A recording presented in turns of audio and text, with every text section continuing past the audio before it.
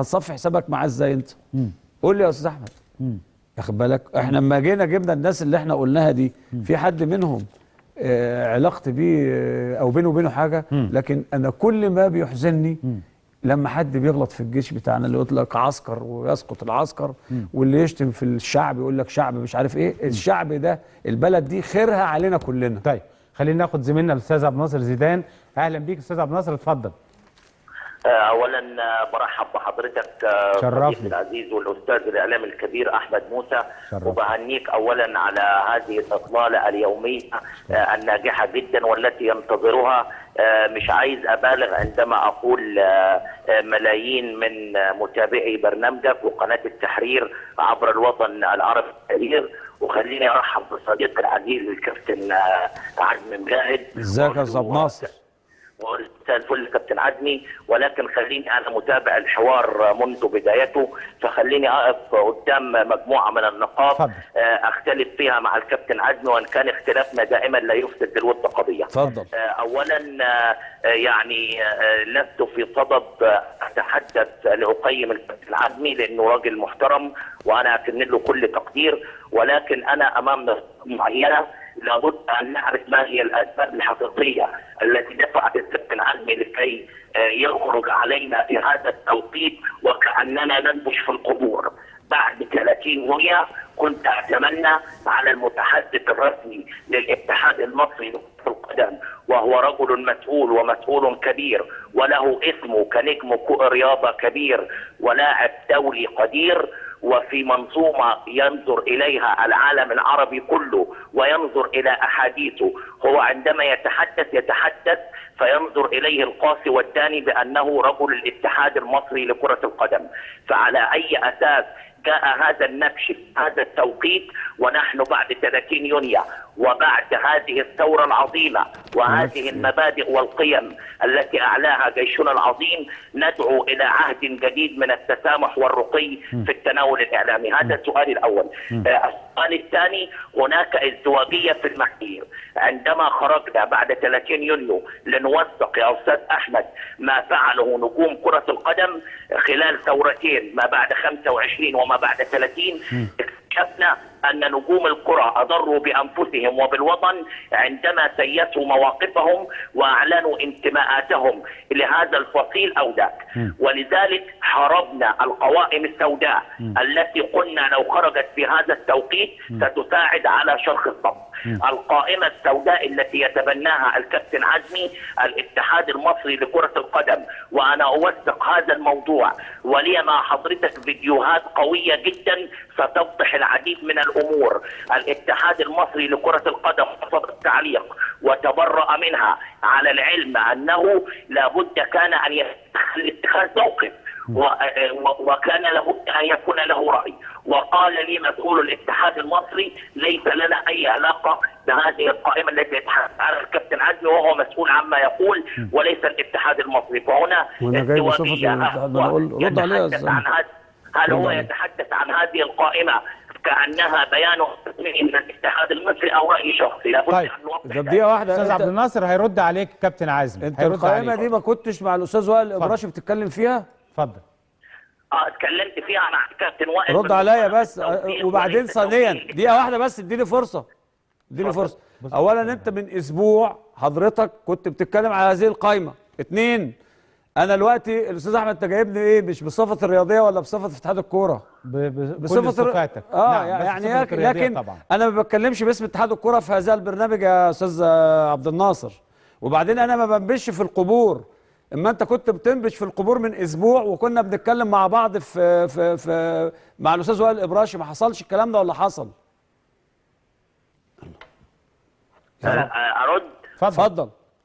لا، هو لا اقصد بالنبش في القبور يا كابتن عزمي. ما ذكرته مع الاستاذ وائل الابراشي كان واضحا. كنا نوثق واقعة ابو تريكة وانفردنا بها بشكل مباشر، واليوم الوزير طاهر ابو زيد خرج ووثق هذه الواقعة، ونحن عندما نوثق لا نتهم. وهي طلعت وانت تاكدت ان الكابتن ابو تريكة شتم الضابط؟ جالك ورق بهذا موثق؟ طبعا. جه موثق؟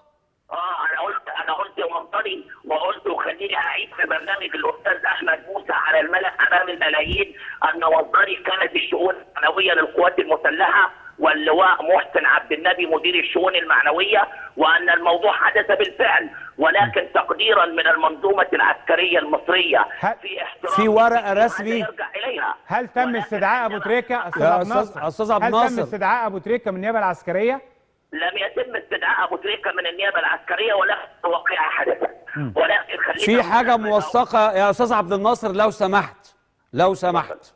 أنت دلوقتي بتقول إحنا بننبش في القبور، واخد أيوة بالك؟ طبعاً. بعد إذنك، مش القبور دي أنت بقالك أسبوع كنت بتتكلم فيها، والنهارده جاي بتقول إن السيد الوزير يعني وصل، بعد إذنك وصل للسيد الوزير، بعد إذنك، بعد إذنك، بعد إذنك، نتناول من قريب او من بعيد بعد إذنك. موضوع مذبحه بورسعيد بادله جديده فيما طرحناه من توثيق احنا جبنا تجاوزات ما بعد 30. لم نتناول هذا الموضوع بالمره.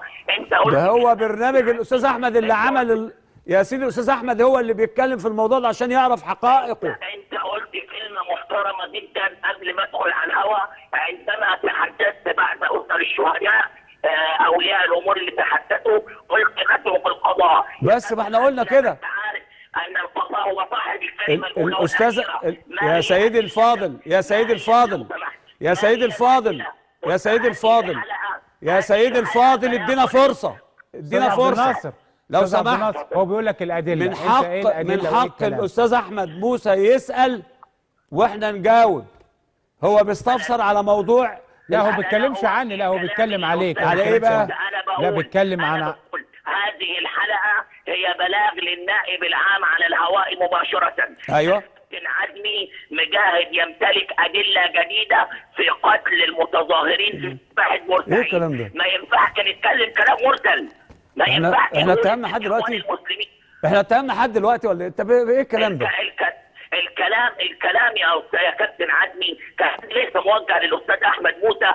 الاستاذ احمد موسى ادار الحلقه بمنتهى المهنيه ولا يحق لي التعليق على ذلك، وانما هناك اتهامات صريحه ان هناك ادله جديده تتهم الاخوان المسلمين، وجميعنا نعلن اننا ضد الاخوان المسلمين. نحن نريد هذه الادله الجديده. يا استاذ احمد لك ان تعلم ان هناك 38 من اعضاء الالترا متهمين امام النيابه، وتم هذا الضبط واحضار لهم ولا يتم ضبطهم حتى الان من قبل الشرطه ولم تستدعيهم النيابه. الكابتن عزمي عندما سئل بعد حريق اتحاد الكره لم يستطع هو ولا جمال علام ولا كل اعضاء الاتحاد انهم يوجهوا اي اتهام للالتراس.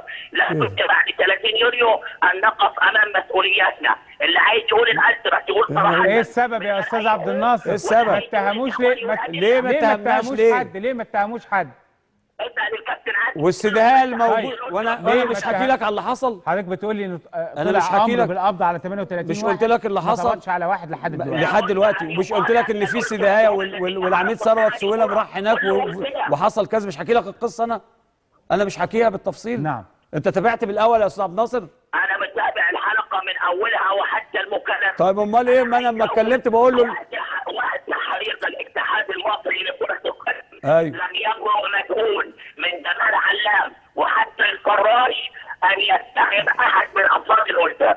ووقت ما كان الاخوان في السلطه كانوا جميعهم يصلون نحو قبلتهم. مش انا لا ادافع عن الاخوان، أنا اكثر واحد يختلف عن الاخوان، ولكن ما ينفعش نشتغل بهذه الدبلوماسيه التي تعمق الكراهيه وتعمق البغض وتعرف تجعل الناس تكره بعضها البعض.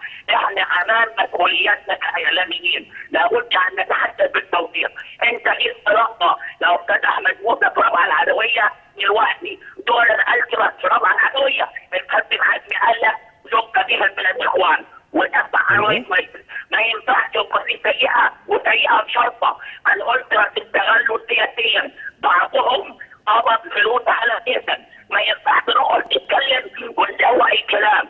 انت مسؤول مهم. انت شفت ان هم قبضوا؟ ما ينفعش نتكلم. هو شاف ان هم قبضوا؟ بيقول لك شفت ان الالتراس قبضوا؟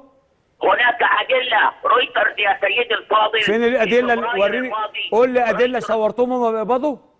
يا سيدي الفاضل، الكلام ده في فبراير الماضي يا استاذ احمد لها تقرير مدلدل من خلال بحث اكاديمي مهم جدا اثبتت من خلاله ان هناك اموال تدفع لمجموعات من المشجعين تثبت انهم كلوا سياسيا، وهناك فيديوهات ومستندات. اتمنى على حضرتك ان اكون معك في حلقه ونتحدث عنها بالتفصيل، ولكن حتى لا نخرج عن موضوعنا هناك اتهامات كثيرة في الحلقه، وهناك كيل هنا وهناك، لابد من ادله، ولابد هذه الحلقه ان تذهب للنائب العام حتى يجازى من اجرم بحق هذا الوطن. بشكرك الاستاذ عبد الناصر زيدان الناقد الرياضي المعروف. بقول لحضرتك انه مساله الاتهامات انه قد تظهر ادله جديده في مذبحه بورسعيد في بدايه الحلقه لما اتكلمنا عليها. قلنا جايز ما هو الاستاذ علي قال كده، الاستاذ علي والناس كلها بتقول كده، وفي احكام، وقلنا احكام القضاء هو